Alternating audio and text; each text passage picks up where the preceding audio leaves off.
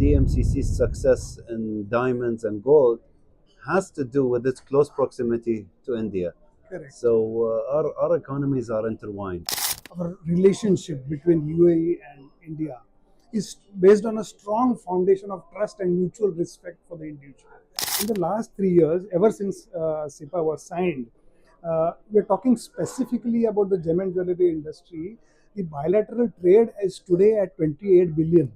And if you see the exports are at 8 billion and they have grown by 60%. That's phenomenal. I don't think bashing lab grown will hurt lab grown diamonds. At the end of the day, the more people talk about it, the more it's getting promoted.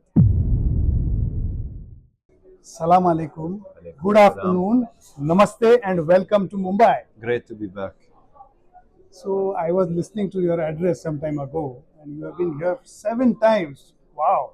The made for trade 7 times, but Okay. before that, we've come here a few times. I know Whether you have it's been going to Surat as well. Yeah. Surat recently, Okay. but Mumbai a lot. Okay. Before creating the Gold and Commodities Exchange in 2005, we come here regularly. Sometimes there are events, diamond-related events. Sometimes there are own. Then we've made it more formal with the Made for Trade live event. It's just a continuation of our relationship with the business hubs in the world, and India has always been playing a big role in the growth of the DMCC. So just to begin our conversation on a lighter note, you've been coming here, you are a friend of India. So what is it that you like about India, Indians in general, and Mumbai in particular? The history, the multiculturalism, the tolerance for all religion. It's a benchmark. And the way India embraced technology and continues to do so. One part I wanted to mention on my speech was it is one of the most important hubs for AI and the future of AI. Very true. We see the influence of India and Indian origin leaders around the world. You know, from Mastercard to Google to I think OpenAI and other tech businesses around the world, and it comes from India as well. And we're close. We're at a close proximity. A lot of DMCC's success in diamonds and gold has to do with its close proximity to India. Correct. So our economies are intertwined, especially Dubai. So I always like to say that Mumbai and Dubai, they are not only phonetically similar, they are cousins living in different geographies. They have Absolutely. similar culture and the need for speed and the transparency and quick decision making. This is and our association, our relationship between UAE and India is based on a strong foundation of trust and mutual respect for the individual. And as far as DMCC is concerned, I have been coming to Dubai and every time I get mesmerized. I've been to JLT, I have attended your previous LGD Symposium, the Dubai Diamond Conference, and tremendous learning. And what strikes me is the energy in the room. Your halls are always full. You get people from all across the world. That is amazing. And secondly, as a leader, I am also very proud to be associated with you. And the fact that under your leadership, DMCC has won the Global Free Zone Award continuously for 7 years. 9 years straight. 9 years straight. And We lost the last one. So the first one was, I believe, Dubai Airport Free Zone, DAFZA. Second one was JAFZA. And then 9 years straight was DMCC. And this time around, it's JAFZA again. So technically, 12 straight years, Dubai, under His Highness Sheikh Mohammed bin Rashid Al Maktoum's leadership, has been the winner. congratulations. And I wish you all the best for the next edition. I'm sure you are a very strong contender. We'll see. We'll see. They changed the parameter. They changed the way they calculated. They informed us a year before that they will no longer include GFA growth and number of companies, which prompted me to push my team to talk to the economist and others to provide an award based on GFA and registration of companies, including others. And I'm happy for DMCC not to be included in these competitions, just to encourage others to grow. I think it's an important part. But I see where FT's FDI magazine is coming from. And I respect that. I Mm. mean, if I was running it, by the third or fourth time DMCC wins it, I would have found ways to get others to win it. So I take my hats off to them, and I commend that they waited 9 years to make the changes. Um, but it's all fun, and I actually think we benefit more out of losing this one than winning it. It's motivated my colleagues who disagree with it, especially with some of it. But we did win the best free zone in the knowledge category under FDI Magazine's award. So that is a very proactive way of thinking, and it will keep you and your team always on toes and keep learning. Yeah, I mean, I can't pay them enough to give a better motivation to my colleagues. It's one thing me pushing it, it's another thing that the FDI magazine does it. Okay. Now I was listening, and I have also have access to the figures of SIPA. In the last 3 years, ever since SIPA was signed, we're talking specifically about the gem and jewelry industry. The bilateral trade is today at 28 billion, and if you see the exports are at 8 billion, and they have grown by 60%. That's phenomenal. So on a lighter note, I would say that while the exports are growing, you have come to India. It's a mango season, but all the best mangoes are being exported to Dubai. So in local I've had some of the good mango.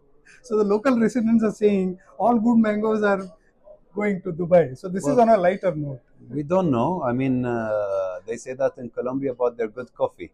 Okay. They ship their good coffee to where people pay more. But listen, you in India, you have the advantage of walking to the mango tree and plucking up what you like. So plucking, I, I, I enjoyed the mango here, and I doubt I'm gonna find anywhere better. This is Okay. fresh. Yes, that is true.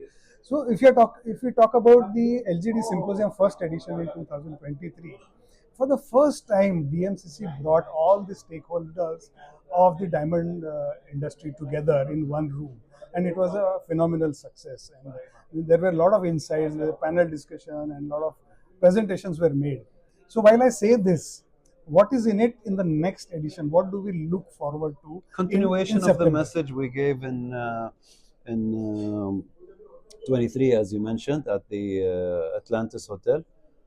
This time around, we're having it at the Almas Tower. Okay. It's not for me to say, but some of the biggest lab-grown diamond companies are expanding within Almas Tower. Yes. One of them has a business plan of the following. He wants his lab-grown or man-made diamonds to be everywhere where natural diamonds are. He just wants to make sure the market sees the options and picks what they like. From my side, 7 years ago, when I did meet with some of the leaders from the lab-grown diamond community, I only asked one request, which is to disclose that they're lab-grown. They responded very quickly saying, we do not want to be associated with natural diamonds. We're a different category. We're focusing on a different market. At some point, there will be better cooperation, and I do hope less stones are thrown from each side. I don't think bashing lab-grown will hurt lab-grown diamonds. At the end of the day, the more people talk about it, the more it's getting promoted. It's a situation Very of true. damned if you do, of damned if you don't.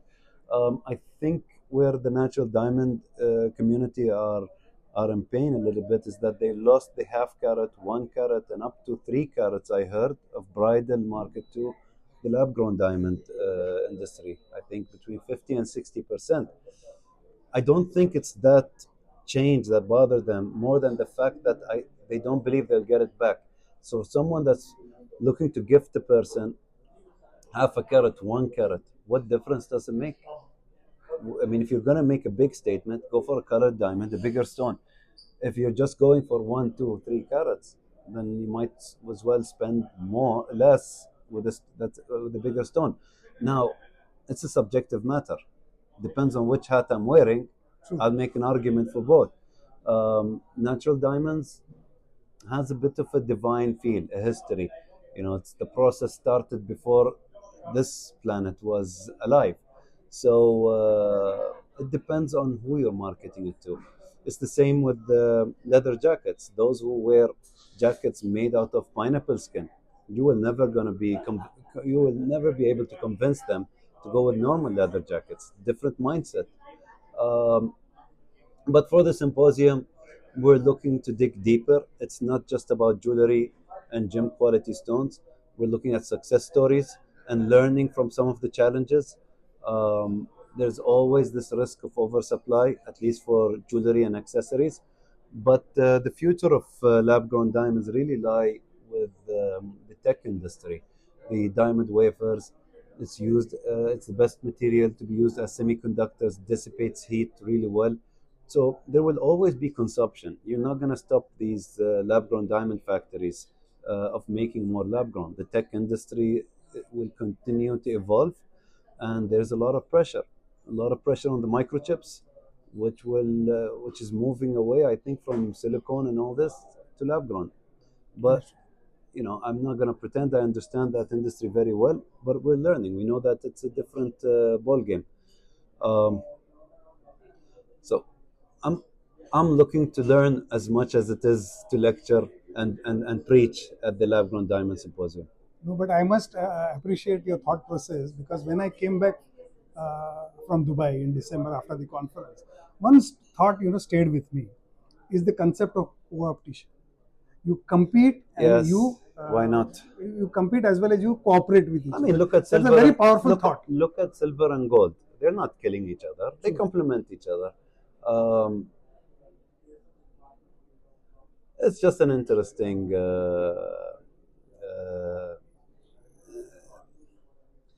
It's just an interesting time in this generation. I don't know. Nobody can predict the future. Um, you've seen you've seen how cultured or farm pearls took over what 95, 99%. There is a market for natural pearls. Bahrain still holds on to it, but the reality is farm pearls are easier to source. They don't get created within a week, though. They take the same time as natural pearls take. The only unnatural thing about a farm pearl is the seeding process. Um, yeah, there's a lot to learn, and I look. I appreciate seeing this, and I appreciate this, and Thank you it's very much. interesting times.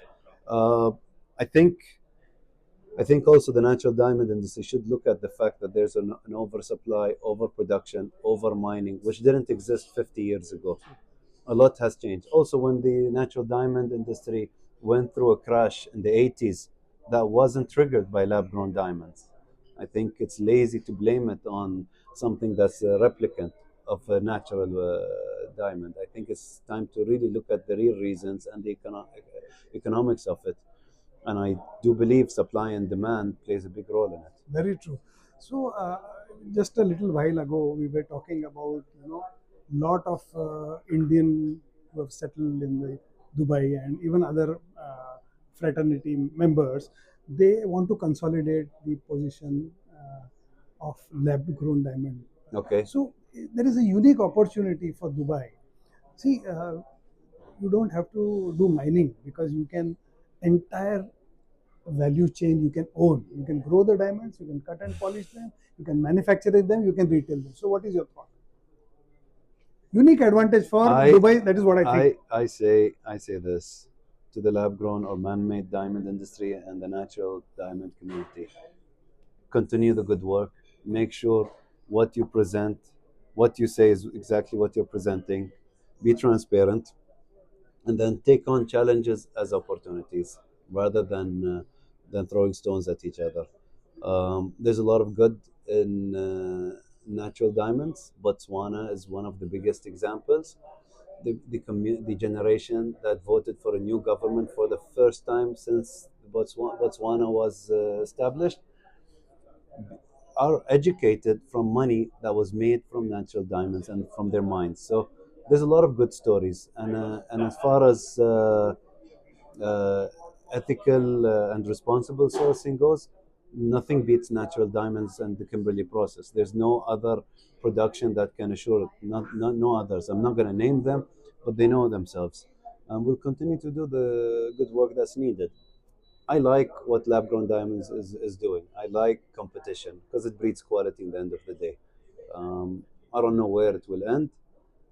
It depends how you're proposing it. I have not seen anyone from the lab grown diamond community saying, buy this 10 carat diamond that's man made, hold on to it, it will increase by two zeros.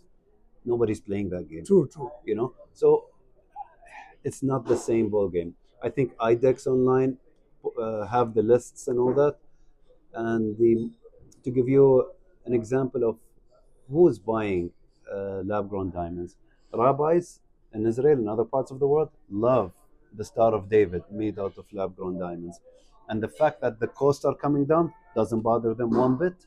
Same with the same with some of the fathers, and even the Pope was presented. There's a picture of the Pope, Pope Benedict, presented with a lab-grown diamond cross, and that was presented to him by Martin, the co-founder or founder of the Diamond Foundry. Yes, yes. So I don't think that is the end of how much lab-grown diamond community can do. I think there's a lot more, and we'll see where it goes. You are very right, because the acceptance is there at all levels. So while I was going in them, I'm basically a consumer marketing professional. So when I came to Dubai, I always make it a point to visit as many retail shops as possible. So I went to Gold Souk, I went to malls, I went to Gold and Diamond Park.